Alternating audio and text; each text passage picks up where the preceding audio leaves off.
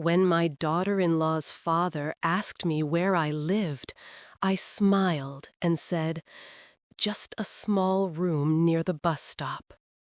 It wasn't true. I had a small house, not grand, not broken, but mine. The paint had faded, the garden was wild, and the roof leaked a little when it rained. But it was a place built with years of effort and love. Still, that evening, I pretended to be someone smaller than I was. The table between us was polished so brightly that I could see my own face reflected in the wood. The plates were fine china, the kind you only see in shop windows. There were too many forks, too many glasses. I kept my hands folded in my lap, afraid to touch anything. I could hear my son's voice across the table, speaking softly, proudly introducing me, his mother. He was so happy that day. His eyes kept moving from me to the girl beside him, as if he couldn't believe both of us were sitting together in the same room. The girl's family was kind, polite, and distant. They asked gentle questions: where I came from, what I did, how I managed after my husband's death. Their smiles were thin, their words too soft, as if they were talking to a fragile glass about to crack.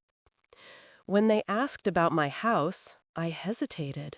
My tongue felt heavy. Something inside me whispered, "Don't sound proud.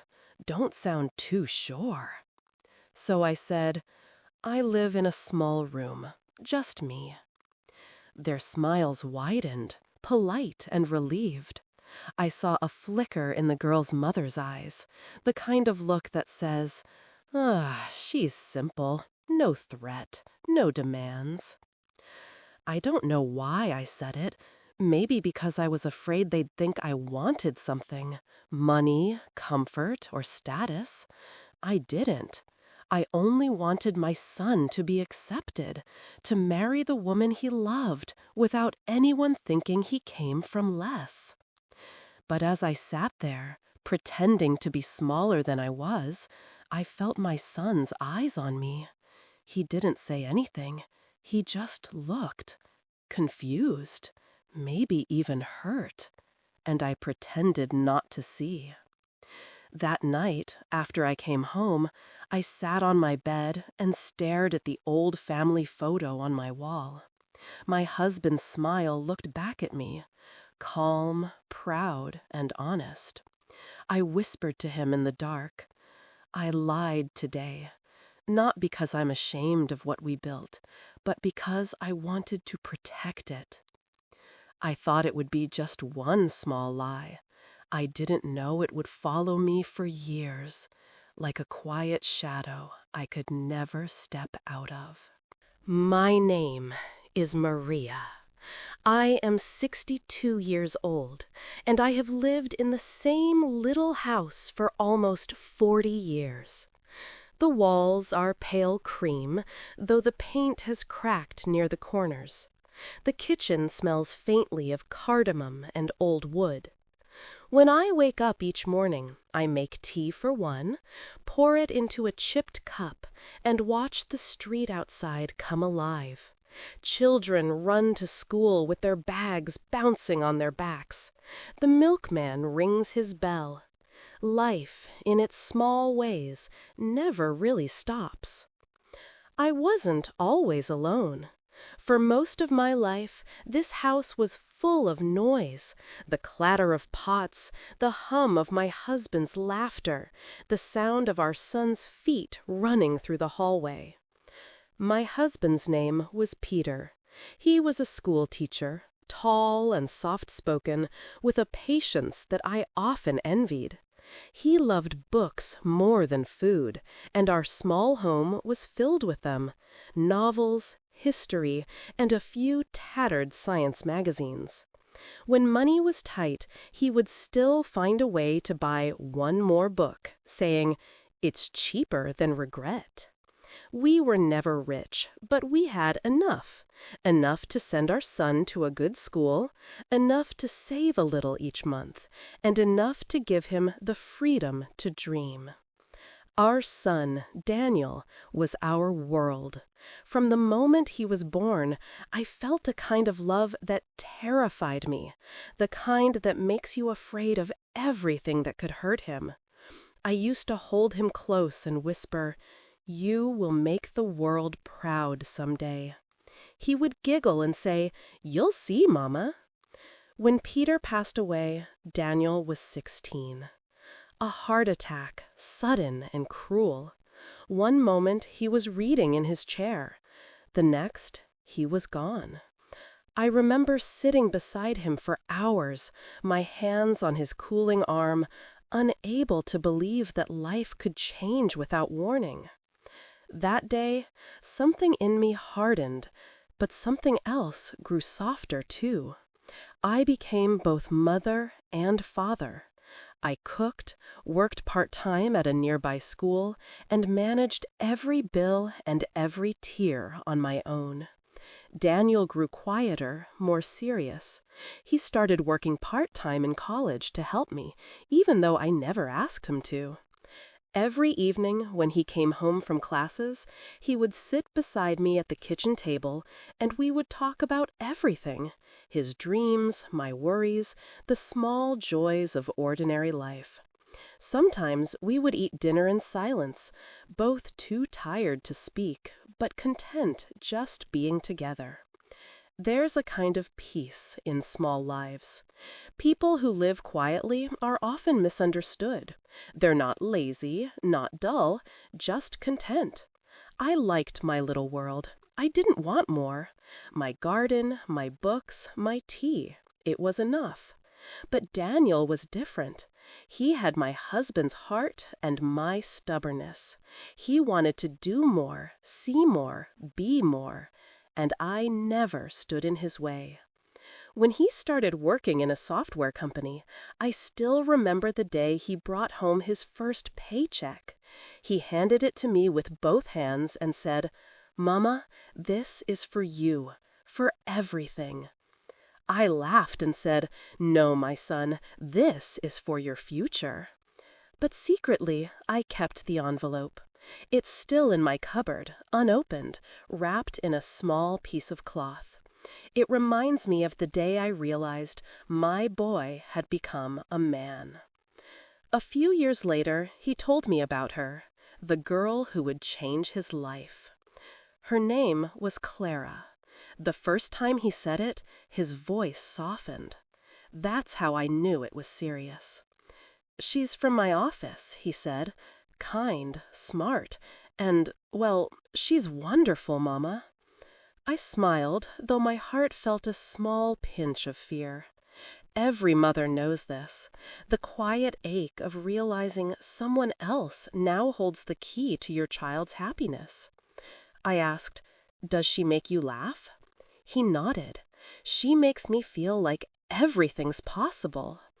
That's when I knew I couldn't stand in the way, no matter what.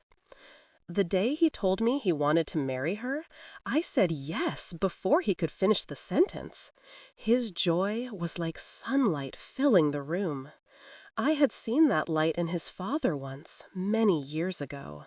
Love, real love, always carries a kind of innocence, the belief that nothing could go wrong. It was only when he said, "Mama, I want you to meet her family," that I felt a strange heaviness settle in my chest. "Of course," I said with a smile. "When?" He looked at me carefully, as if choosing his words. "They're a little different. They're good people, but they're quite well off." I nodded. "So what? Money doesn't make the heart any warmer." He smiled faintly, relieved, but his eyes still carried a worry he didn't share. That week, I cleaned my home as if the queen herself were coming.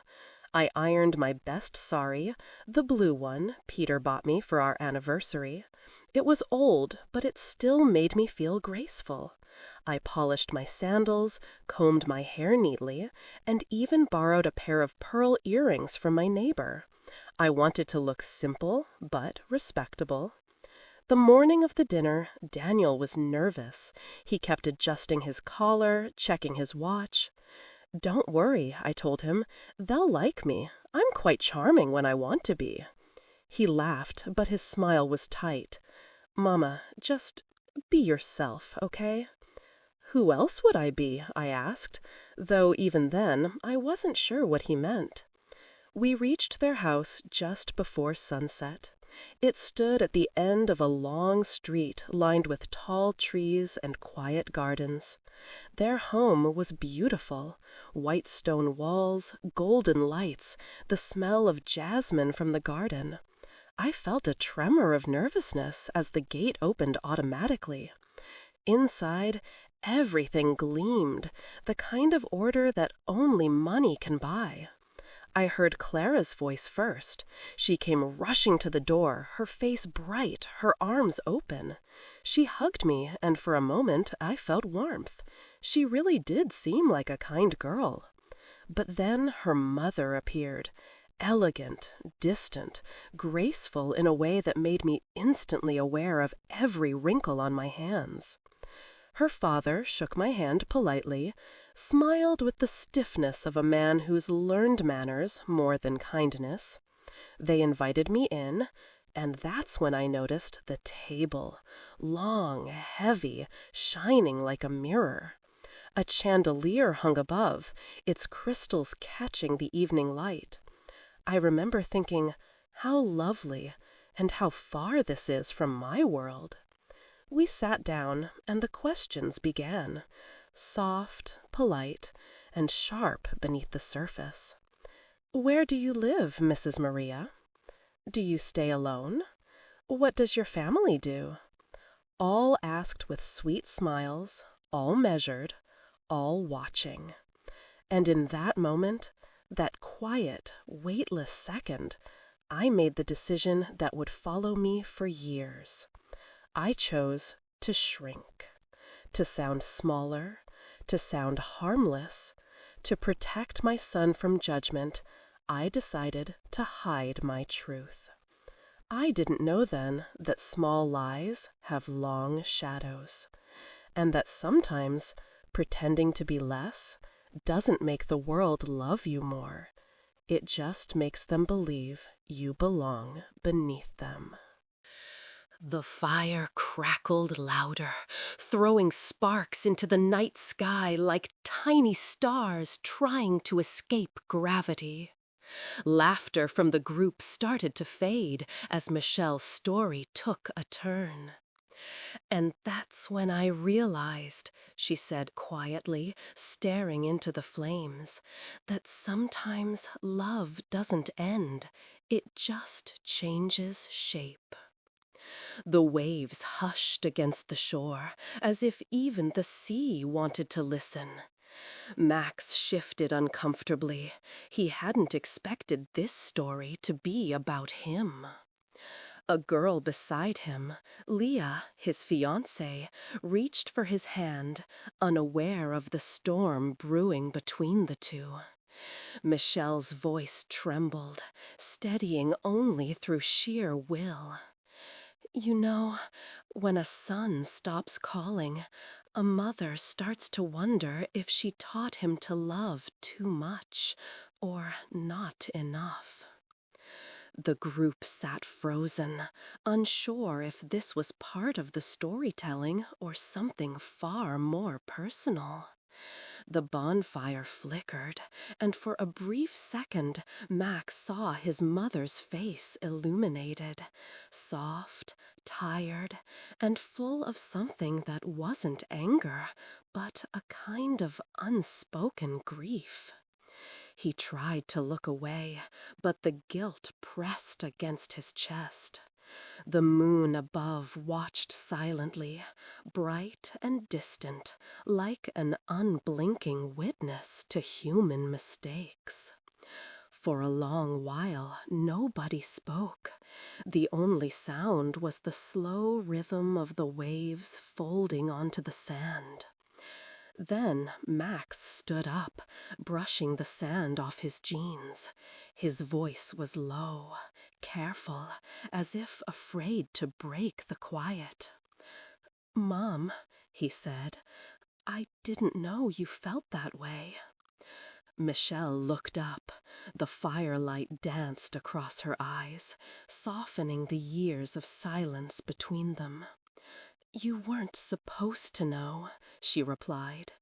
"Mothers, we're trained to hide pain like laundry in the back room, but hiding doesn't make it go away."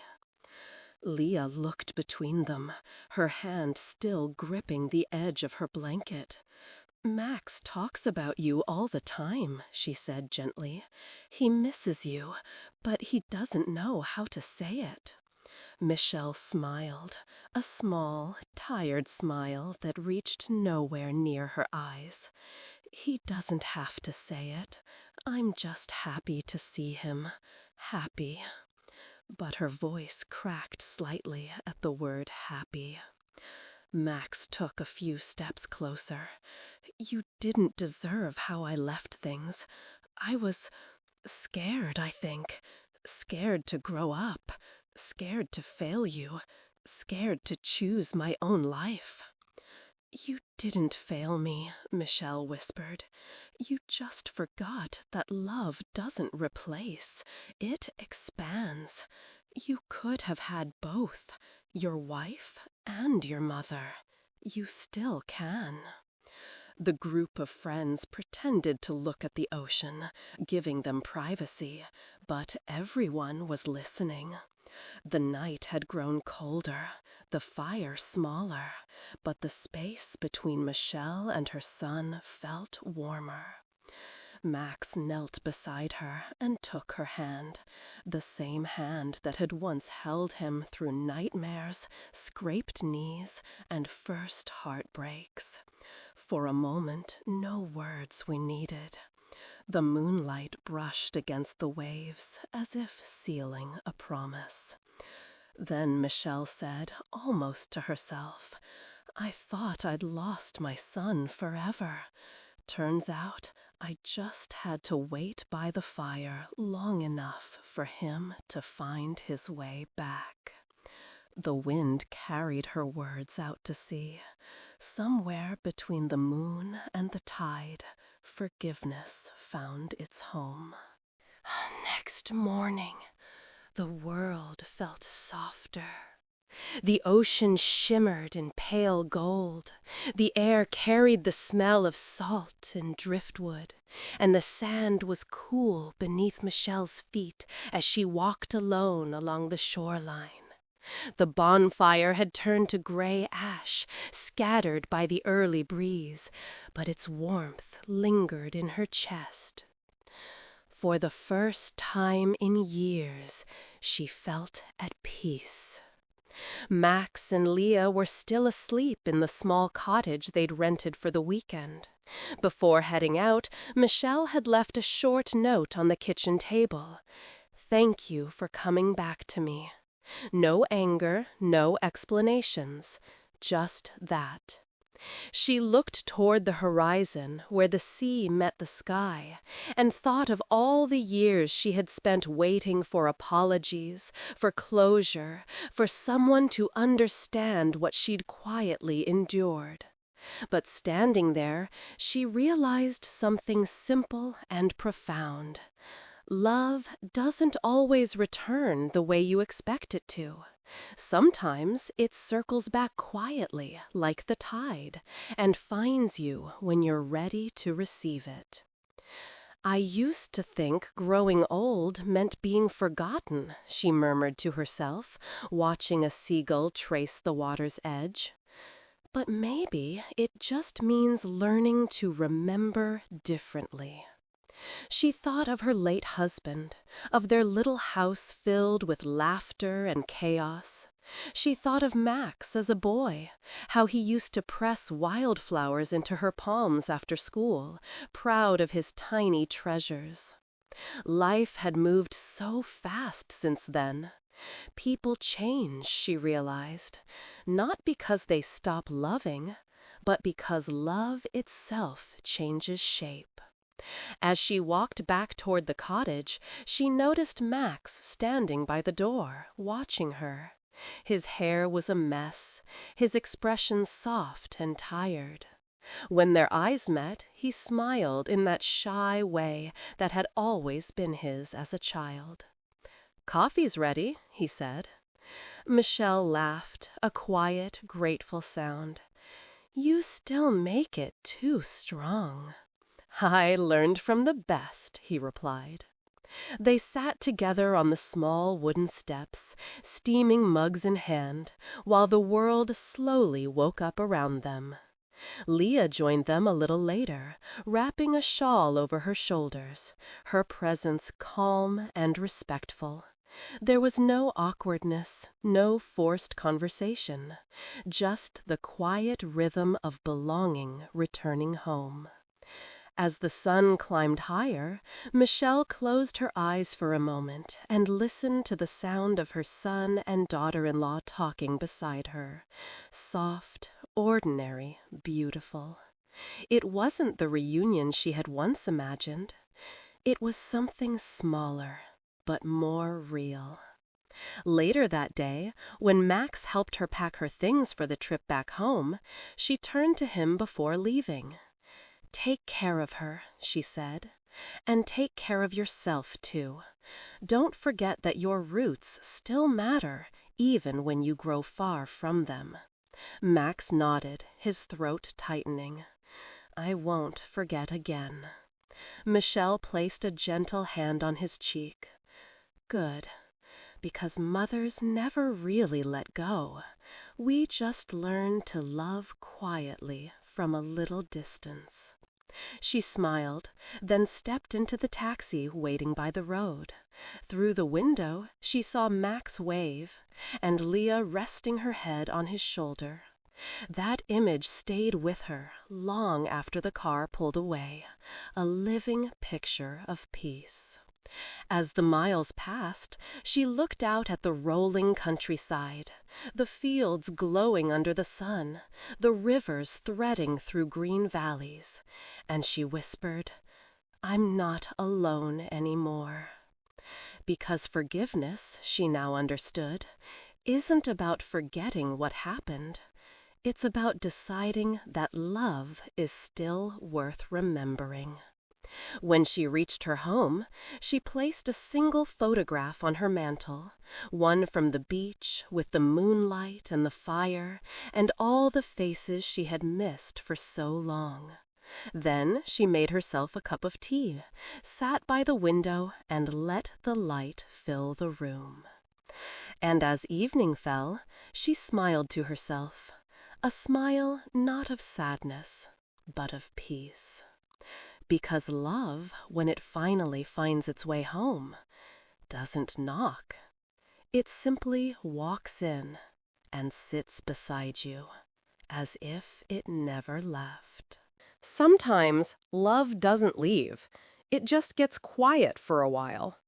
We spend years waiting for an apology, a phone call, a moment that never comes. And then one day, it does, softly, without ceremony. That's when we realize forgiveness was never about the other person. It was about freeing our own heart. Michelle learned that peace doesn't arrive in grand gestures. It lives in small moments. A smile across the table, the warmth of sunlight through the window, the sound of someone saying your name with love again. No matter how far life takes us, family has a way of finding its way back home. And when it does, it teaches us the gentlest truth of all. Love, even when forgotten, never really disappears.